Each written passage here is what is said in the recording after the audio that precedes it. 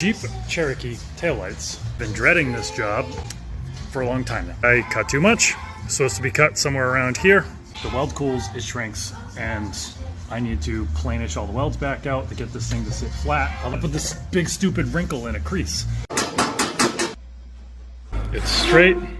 I can cut it where I was supposed to cut it. Right here. Good enough. Great example of overcoming self-induced adversity. I'm my biggest enemy. But I won. Not too shabby. Maybe the whole thing should be relieved a little bit.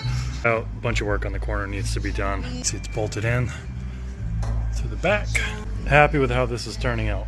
I've got a good 8 hours in that stupid corner. At least, I don't know, 4 to 6 hours left until it's like...